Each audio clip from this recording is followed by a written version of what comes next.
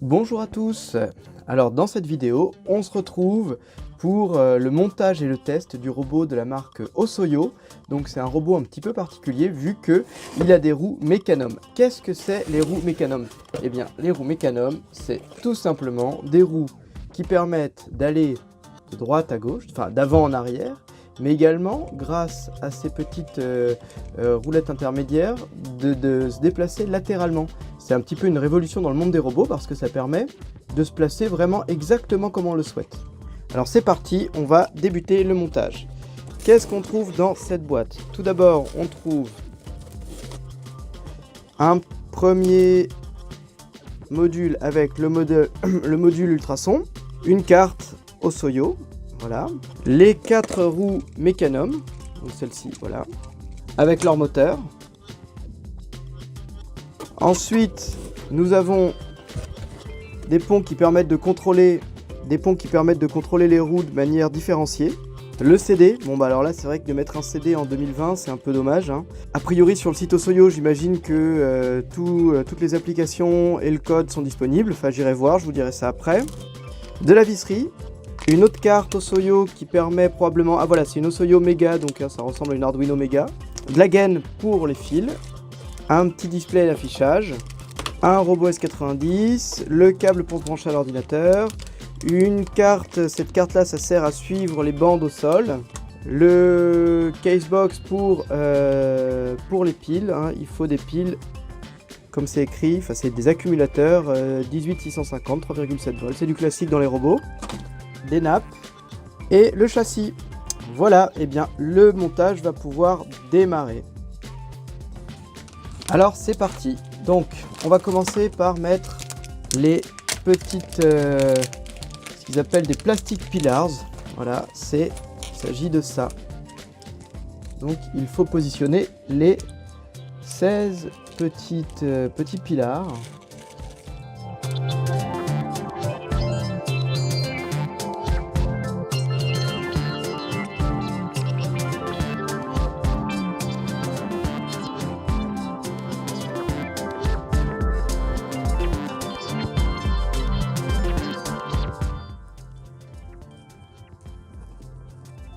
Voilà, ensuite on va devoir positionner les moteurs et il faut les vis, les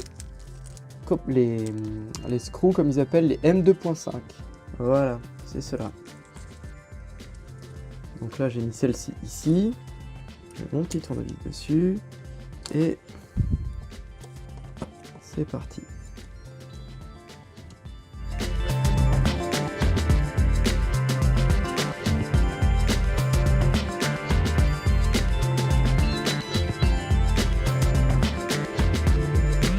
Donc les entretoises servent à ce que les vis que l'on visse pour les moteurs ne rentrent pas en contact avec les cartes qui vont être posées sur les entretoises.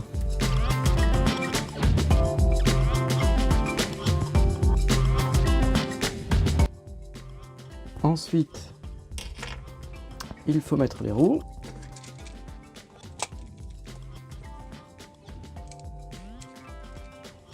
Donc là on les re-regarde ces roues là. Elles sont faites, donc on peut rouler comme ça, et on peut se déplacer comme ça, ou alors comme ça, qui est très pratique.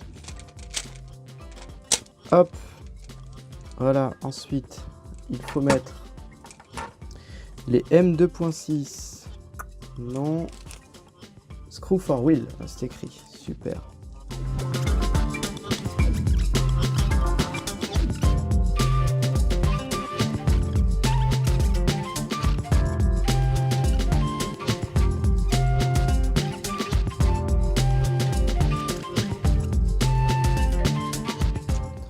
Et voilà. Donc, ça va pouvoir rouler comme ça. Alors, on peut pas le faire, mais ça va pouvoir se dérouler comme ça et comme ça. Ensuite, on va monter les différentes cartes. ça. Alors et ça se monte avec les petites vis en plastique qui sont ici. Alors, hop, un ici et un là.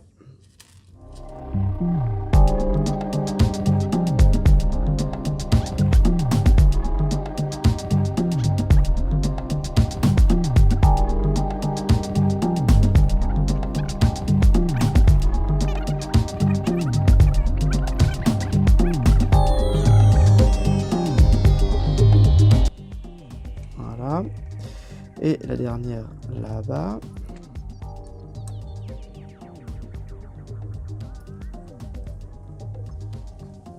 Voilà. Alors ensuite, alors là, tac. Ouais, donc toujours, c'est mis dans ces petits emballages pour éviter que l'électricité statique vienne les endommager. Alors, ça va se mettre comme ça. Donc c'est toujours bien indiqué. Hein. On va pouvoir le visser comme ça.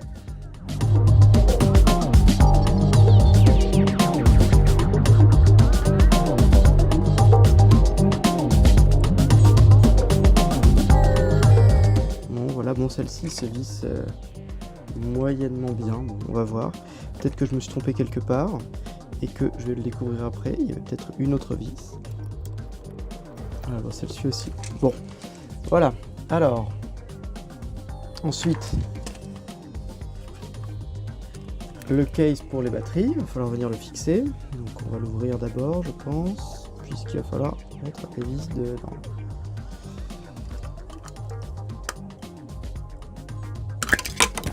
Ah.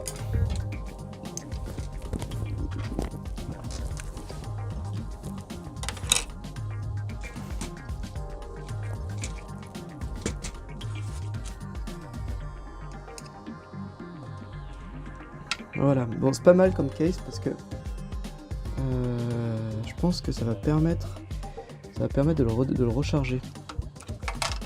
On va voir ce qu'ils disent ici. Ok, très bien. Bon, c'est pas fou quoi. Donc là par contre il faut les visser avec des vis en acier. Donc avec les nuts M3 et les... Alors est-ce qu'il me reste des M3 là? Où est-ce qu'ils sont les M3? Voilà, avec ça. Alors c'est parti.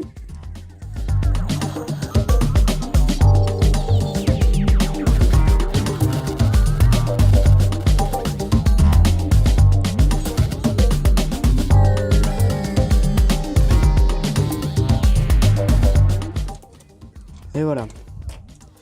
Ensuite, l'écran.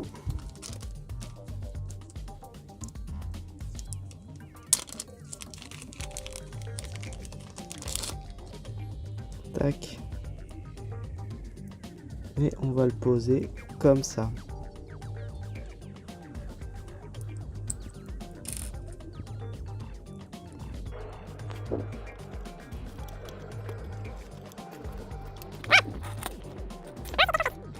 Alors ensuite, on va venir brancher l'autre carte qui est celle-ci.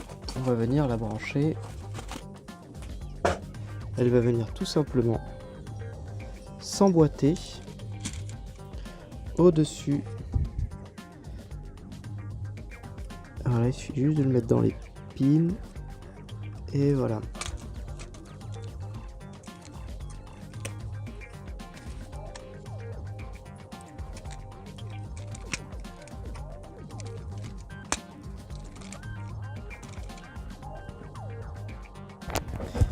Alors maintenant, on va commencer à brancher les câbles. Du coup, le moteur avant droit. Voilà, ces câbles passent ici. Va se brancher sur le K1. Donc celui-ci.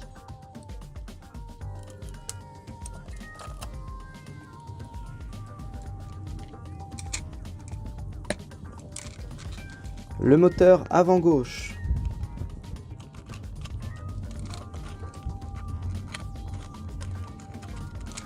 va se brancher sur le 4-3.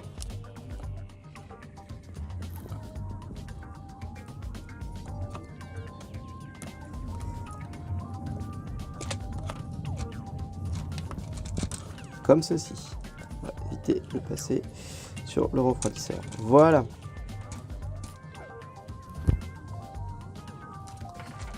Et c'est la même chose pour les roues arrière. La droite vient, alors on est bien sur la droite. La droite vient sur le K1.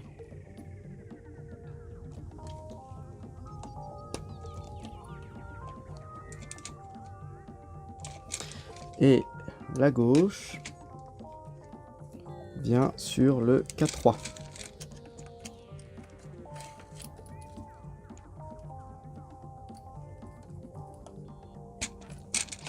Voilà.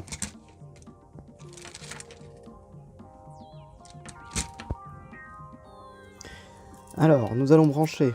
Donc, on va le mettre dans le bon sens, comme ceci. Ou non, comme ceci, ça sera plus simple. Le moteur avant. Donc, il faut se brancher comme ceci. Alors, je vérifie. Ok. Voilà.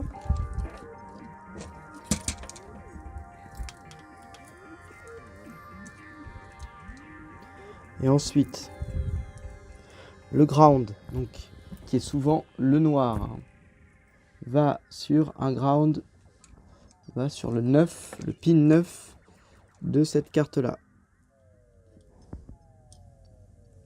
Tac. Le rouge, qui est souvent l'arrivée d'électricité, se met sur le 10. Voilà. 9, 10. Parfait. Ensuite, le violet, donc, qui correspond au signal, va venir sur le 22. Ensuite, le vert va venir sur le 24.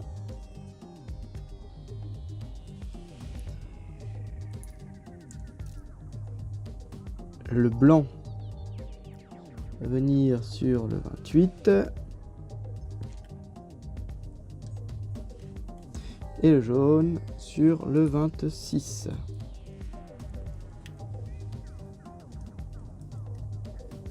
Voilà pour ce premier moteur. Ensuite, pour l'arrière, on reprend la même chose. Une nappe comme ceci. On la branche dans le même sens, c'est-à-dire le ground à gauche. Comme ceci, voilà. Et on vient mettre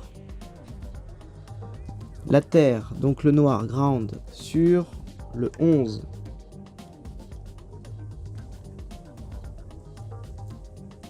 Le plus sur le 12.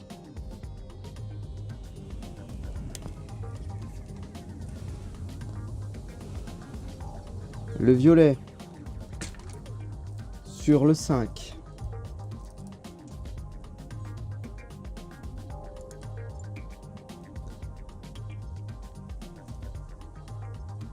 Le vert sur le 6. Alors tout à l'heure on mettra les gaines pour faire ce qu'on appelle du câble management. Le jaune sur le 7, pour éviter que ça soit la pagaille dans les câbles.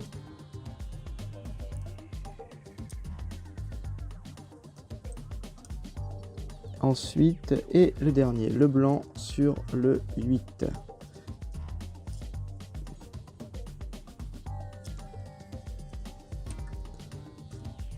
Et voilà. Donc, tout est branché. Voilà, on va attendre une petite mise au point. Voilà. Alors, ensuite, on va prendre la petite nappe comme ceci. Bon, je vais pas mettre... Et on va brancher ça pour alimenter les cerveaux. Donc, on va se brancher ici.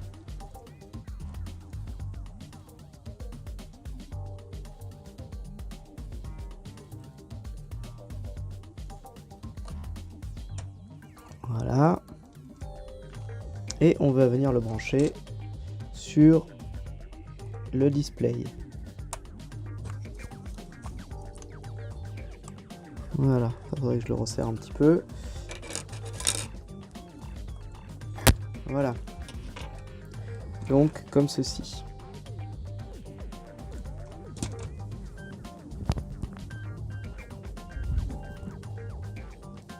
Ensuite, nous allons venir brancher l'alimentation. Alors, c'est très simple.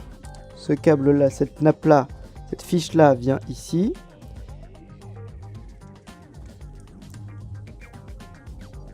Et celle-ci va aller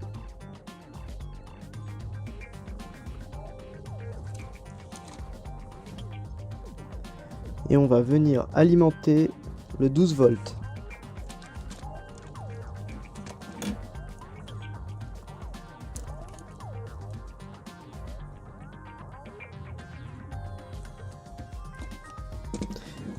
Mais du coup, pour alimenter l'autre, il va falloir également se brancher juste à côté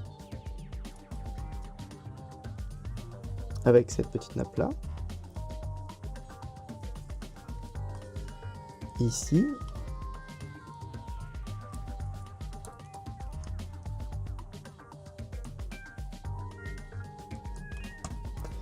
Et aller emmener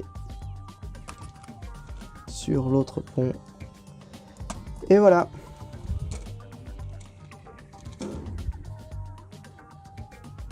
Alors maintenant, nous allons installer le contrôle Bluetooth pour pouvoir le contrôler avec une application téléphone, une application Bluetooth, une application Android, quoi, ce que je veux dire.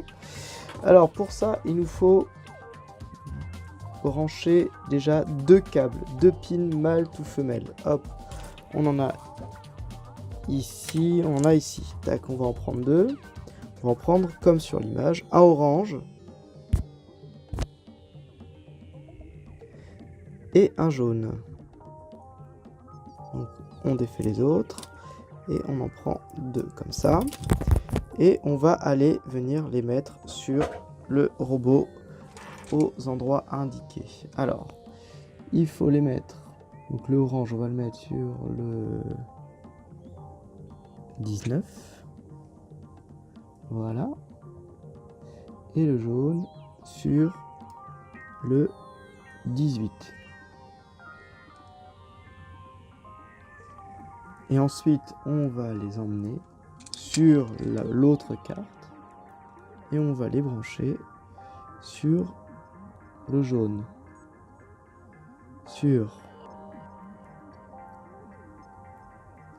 cela. Comme ceci. Nous devons brancher la carte Wi-Fi. La carte Wi-Fi va venir se brancher, donc c'est une sorte de petite antenne. Hein.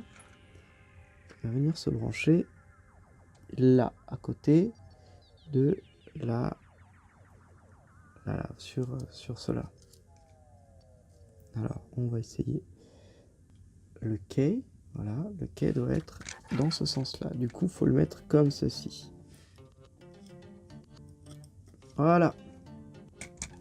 Du coup, là, on a branché le Wi-Fi. Alors maintenant, le Bluetooth, pardon. Donc maintenant, on va télécharger la dernière version. On va tester ça, on va pas tester les autres fonctionnalités. Enfin, pas tout de suite. Et on va tester la commande par téléphone. Donc je vais installer les piles. Voilà. Comme ceci. Et comme ceci. On referme. Voilà. Donc, normalement, voilà. Tout s'allume quand j'ai poussé le contact. et on voit que la carte Bluetooth clignote à la recherche d'un signal. Alors maintenant, ce qu'il faut faire, c'est qu'il faut télécharger l'application. Alors l'application, c'est celle-ci, Osoyo Imitation Driving Car Robot. Tac, on installe. On attend un petit peu.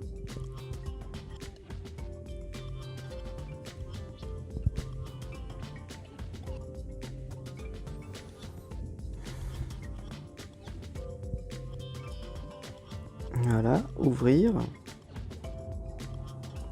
Et voici. Alors, on va le mettre en place. Bluetooth. Du coup, on prend ce petit câble là. On se branche ici.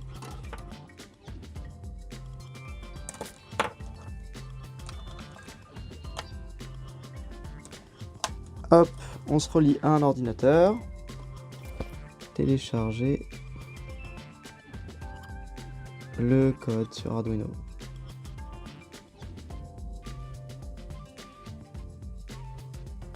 Tac. Et je vais l'ouvrir avec Arduino là, qui est en train de s'ouvrir. Voilà, on autorise.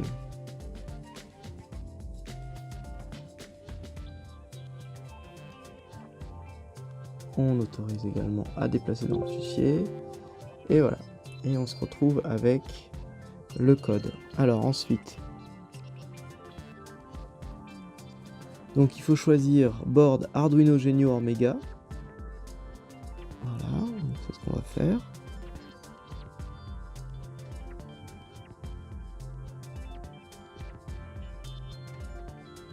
Hop. Voilà.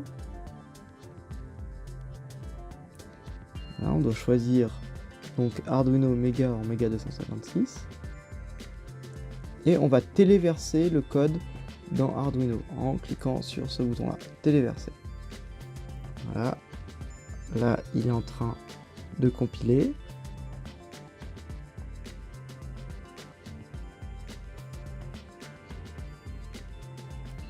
Voilà. Il est en train de le faire. Le croquis utilise, voilà, donc c'est un code qui utilise 4% de la mémoire. Ok, donc ça s'est terminé avec succès. Donc maintenant, on va essayer de se connecter. À nouveau, on n'a plus besoin de ça.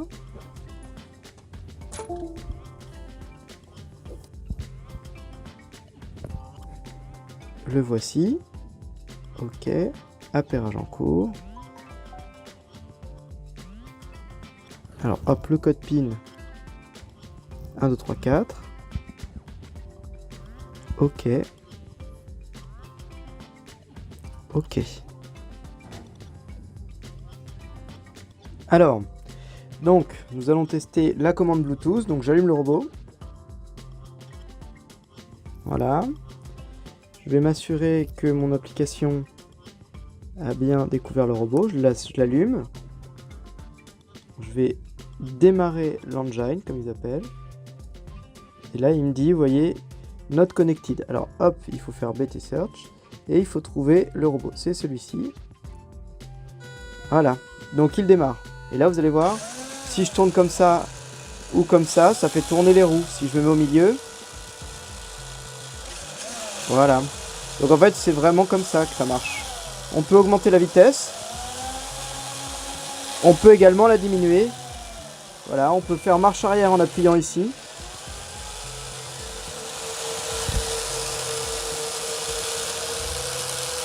Voilà. Hop, on va tourner.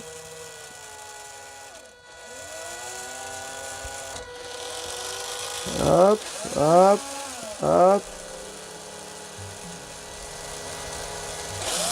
On va tourner, on tourne, on tourne. Là, c'est pour utiliser les déplacements latéraux.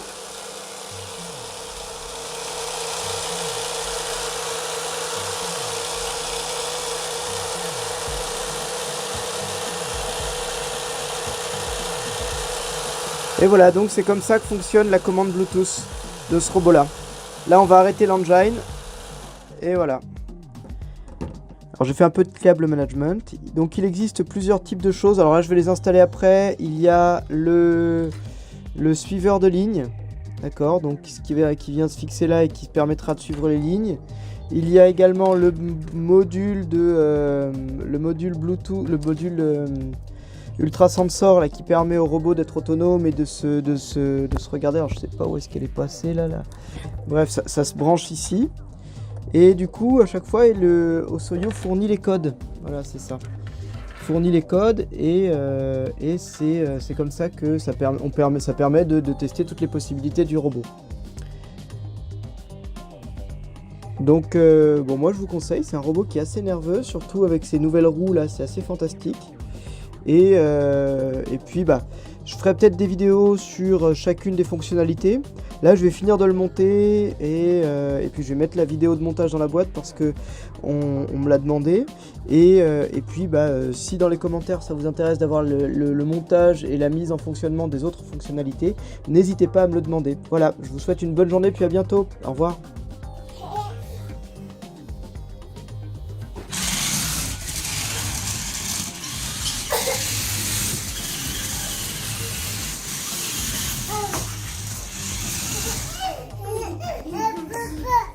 Ouais, attention, on refait une fois là parce que...